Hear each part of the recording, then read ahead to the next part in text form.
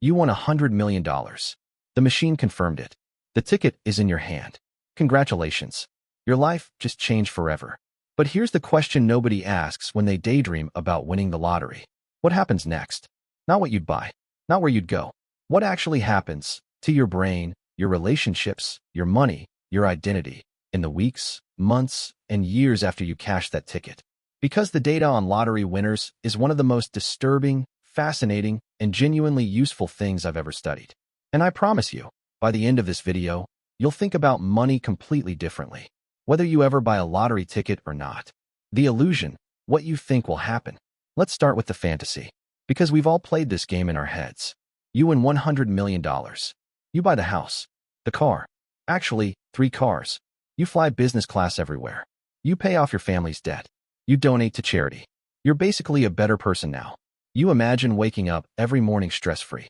No alarm, no boss, no bills, just freedom. And that's the terrifying part. Almost none of that plays out the way you imagine.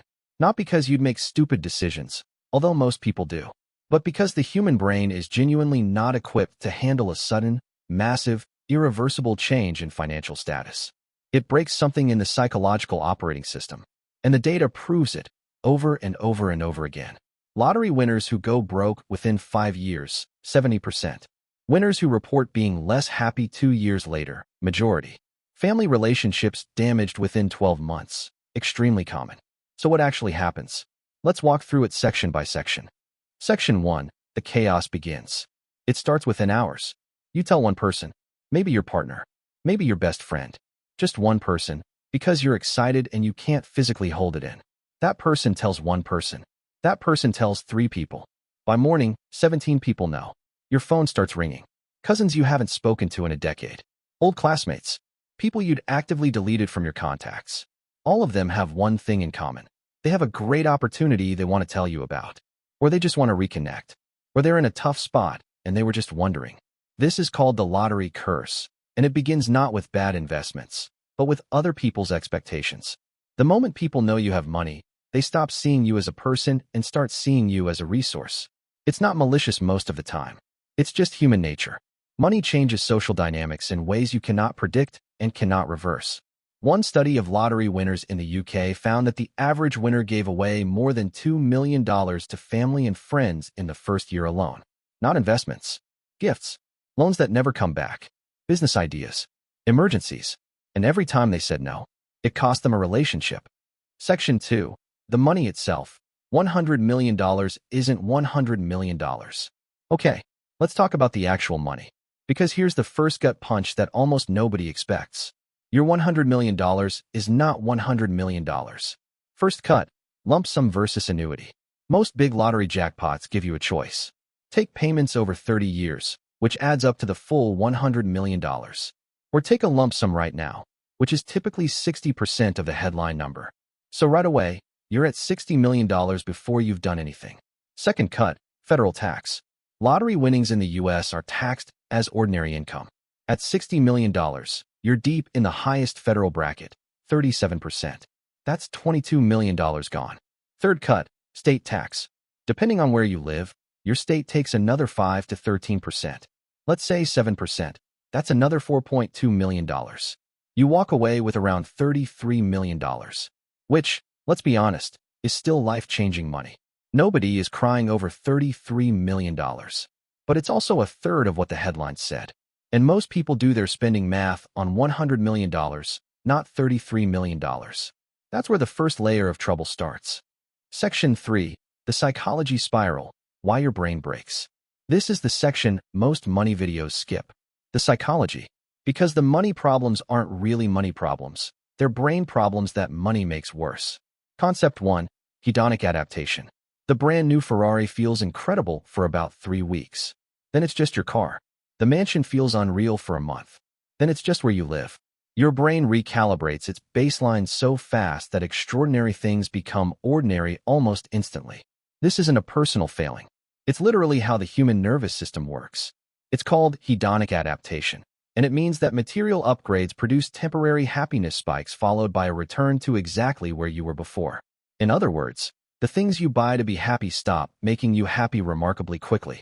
Concept 2. Loss of identity.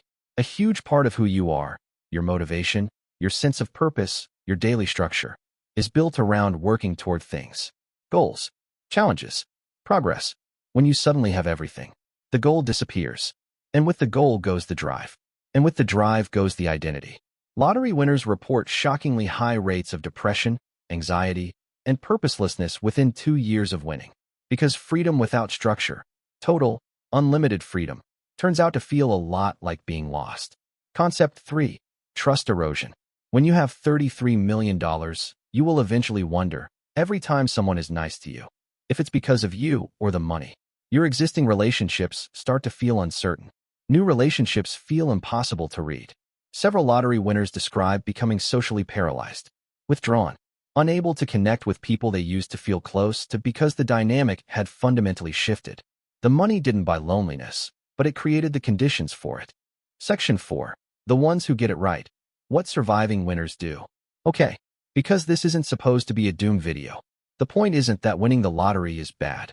The point is that how you handle it determines everything. And there are lottery winners who kept their money, kept their sanity, and built genuinely better lives. They're the minority, but they're consistent. They do the same things. Here's the playbook. Step 1. Go dark. The winners who survive tell almost no one. They claim their ticket through a trust or LLC, not in their own name. They hire a lawyer before they even claim the prize. They keep their life looking normal on the outside for as long as possible. This isn't paranoia. It's the single most correlated behavior with long-term retention of wealth. The winners who announced it publicly, appeared in news photos, told their whole family on day one. They're the ones who got picked apart. Step 2. Build the team first, spend second. Before buying anything, a car, a house, a plane ticket, the smart winners hire 3 people. A fee-only financial advisor. Not someone who earns commission on what they sell you. Someone who charges a flat rate and is legally required to act in your interest. A tax attorney who specializes in sudden wealth. The tax optimization opportunities available at $33 million are significant, but only if you set things up before you make moves. A therapist or wealth psychologist. This sounds unnecessary until you hear the stories. Having someone to process the psychological chaos with, before it becomes behavioral chaos, is genuinely protective. Step 3. Invest the core, spend the interest. Here's the mathematical reality that changes everything. $33 million invested in a diversified portfolio.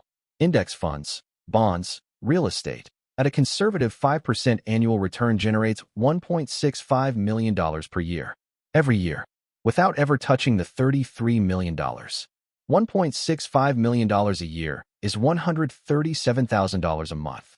That is an extraordinarily comfortable life by any standard on earth. The winners who keep their money never spend the principal. They live off the returns. The pool stays full because they only ever drink from the water that flows into it, never from the pool itself. Section 5. The real lesson. What this means for you right now. Now here's why I actually made this video. And it's not because any of us are expecting a lottery win. It's because everything we just talked about, the psychology, the mistakes, the habits of the people who get it right, applies to every single financial windfall a normal person experiences in their lifetime. An inheritance, a company exit, a big bonus, a legal settlement, a house sale in a hot market. These moments, smaller scale, but identical in structure, happen to regular people all the time. And the same psychological traps, the same social pressures, the same spending instincts that destroy lottery winners, they show up in exactly the same way. And if you're not winning the lottery this week, which, statistically, you are not, then the takeaway is simpler. Start building lottery winner habits now, with whatever you have. Because the gap between someone who wins $100 million and ends up broke and someone who earns $50,000 a year and ends up wealthy is almost never the money. It's the habits around the money.